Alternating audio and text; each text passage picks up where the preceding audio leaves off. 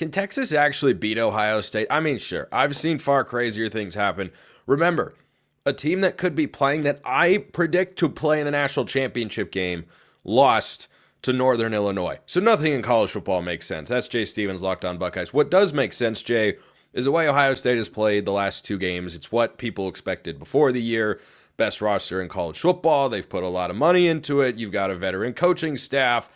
Kind of looks that way. Can Texas slow down Ohio State reasonably, or are they just going to have to go blow for blow with them? Kind of got to go blow for blow. I don't think they can actually reasonably slow down Ohio State or contain Ohio State. Because I was thinking about this earlier. We got on the show together. You have to give so much attention to Jeremiah Smith. It opens up so many other avenues for Will Howard to just efficiently run Ohio State's offense. On defense, there's really no weakness.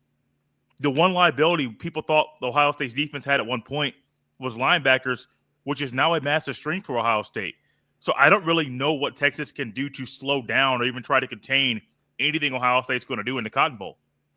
I look at this Ohio State offense, and I say there's a lot of different ways that they can attack somebody. By the way, I thought we'd see this going into the Rose Bowl. Turns out it wasn't needed. Maybe Chip Kelly still has it in his back pocket. The quarterback run with Will Howard is going to show up. It might not be a Riley Leonard sort of game or Haynes King at Georgia Tech where he carries the ball 10 to 20 times, but there is going to be a third down and short, a fourth and short, something in this game where you see something that isn't just a quarterback sneak with Will Howard. Just watch for that. Just watch for that. But this receiving core, Jay, Ohio State has had a lot of great ones. This one feels like it's up there for me. I don't think I would have said that earlier in the year, but Jeremiah Smith has really progressed from the start of the season to what he is now, which is the best receiver in that room. So if you were Texas, put yourself in the shoes of the Texas defense coordinator. What's your game plan here? Pass interference, hold everybody, try to do things to where Ohio State may get free yards, but you're keeping them out of the end zone. I'm not trying to be sarcastic. I'm being honest because I don't really think there really is an option. Excuse me. The only option really is to infiltrate the interior of the Ohio State's offensive line. That's it. Earlier I was trying to be sarcastic with the flags and stuff, but no, like the only real weakness is the interior. Guard, center, guard. Playing three guards, that rotation has been very, very well in the playoff. Center Carson Hinsman has been phenomenal replacing Spencer McLaughlin, the Remington Award winner. But that's really the only weakness.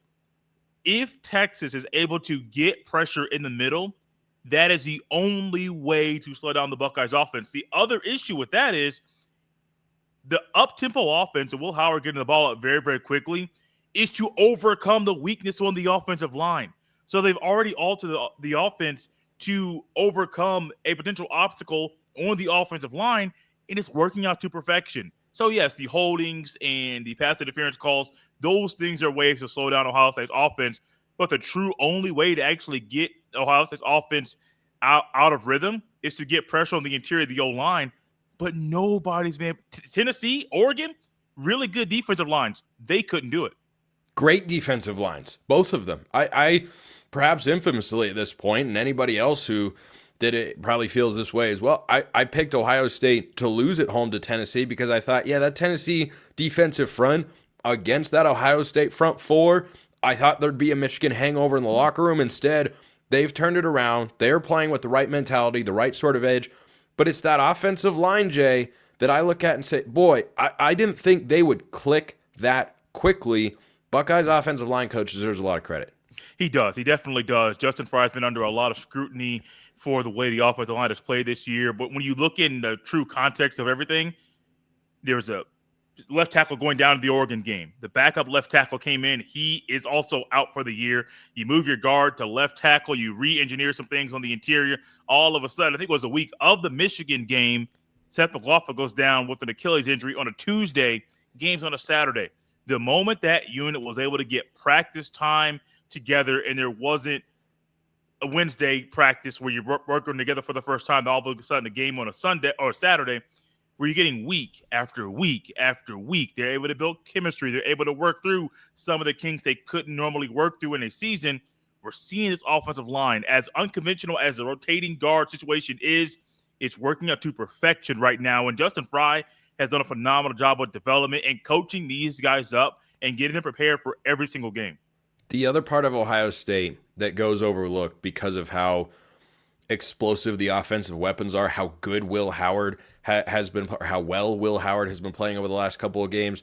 This Buckeyes defense looks like it's playing its best football of the year. And remember, for all the mess that was the Michigan game, wasn't on the defense. That was 13 points they gave up. That's usually enough. And there have only been 3 instances this year, Jay, in which a team has scored over 17 points on the Buckeyes, and one of those teams was Oregon twice, and we know how that second game looked and how they played in that first half, holding them scoreless until literally the last play of the first half. So when I look at this Buckeyes defense, this is the reason that I am so confident in Ohio State winning and covering this game. I've got them beating Texas 30-13. I don't think this one is as competitive as Notre Dame and Penn State is going to be. And it's because I have been saying this on the show about Texas's offense for quite a while. They don't play 4 quarters of football. Maybe it's a second half. It's usually a first half. Look at what they did against Arizona State. That has been their game all year long, really the last couple years under Sark. They've got great game plans. They hit a couple explosives. They scheme up some great plays, and then they go dormant. They go dormant for a little while and then save it at the end. And when you're playing Kentucky, that's not a problem. Or when you were playing Arkansas, it's not a huge deal. But Arizona State was good enough to just about make them pay the price for that. Ohio State, plenty good enough to do more than just hand them a loss. Oh, plenty good enough, man. This defense is insane. And the fact that they're fast. They look like a blend of speed and strength at every position. This is what we have been talking about on Locked On Buckeyes for the past few years, because one of the biggest knocks on Ohio State's defense is that there's defenses in the South that look faster, the players look stronger, the players look smarter. Then all of a sudden this year, it seems like everything is coming together at the right time. Tennessee and Oregon twice. Those are the only times that Ohio State has allowed an opponent to score over 17 points. Yes, there have been times where there's been a hiccup here or a hiccup there in a game, but nobody's been able to get any form of a consistent offense against Ohio State. And I think for Texas, with their inconsistencies, and even if you look at just some of the rushing numbers, as I was doing earlier today, they're not good. No, yes, Texas wants to run the ball. They only had 53 rushing yards against Arizona State. They had 31 rushing yards against Georgia in the SEC championship. The first time they played Georgia, they had 29 rushing yards. Those are the big games. In the big games, what you're known for is supposed to show up in a big way, and it didn't do it. So, yes, Arizona State only gave up, 53 rushing yards to Texas?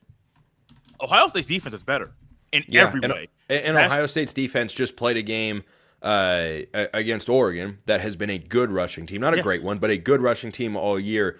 Minus 23. Now, that's sack yardage included, so that's going to distort it. Up to 20 yards by running backs or pitch plays to receivers. The Buckeyes were just there all over the place. So I've got this game comfortably to Ohio State, 30-13. Your score prediction, good sir. 31, Ohio State. Texas is going to only score 14. Some people may say, Jay, why do you think Texas is going to score 14 when Tennessee scored, 20 or 21? Texas's inconsistencies and Ohio State's just straight dominance on defense. Like, with Quinn Ewers, he's a good guy. He has good arm talent. But he's going to make a lot of messed up plays on Friday. I almost said Saturday. On Friday night, because there's no holes in pass coverage. Nothing. Short, intermediate, deep. There's no holes. The Buckeyes are able to get pressure with 3 and sometimes 4. Now, it may take a little bit of time for them to get there, but that's because Quinn Ewers is going to have to wait 3, 4, 5 seconds to get the ball off, but nobody's open. Next thing you know, Tyleik Williams or Twimaloa or Sawyer are putting him down on the ground. I have no problem thinking about Will Howard in this way and how as efficient as he has been, and I expect him to be efficient once again. And I kind of think this might be Travion Henderson's best game of the season statistically, because I just feel like in this day, the last year Ohio State played in the Cotton Bowl, it was the worst performance, worst game plan we had ever seen in a Ryan Day era until Michigan this year. And I do think Travion Henderson, who couldn't play in that game in the Cotton Bowl last year, wants revenge and wants to just show everybody, I am the guy. I can get the job done. Jay Stevens with what I am dubbing the Price is Right score prediction after hearing mine. 30-13. He goes 31-14. $1, Bob. $1. $1 right there. That'll do it for us today. Appreciate everyone listening. I will see you next time. And until then, hope you have a wonderful rest of your day.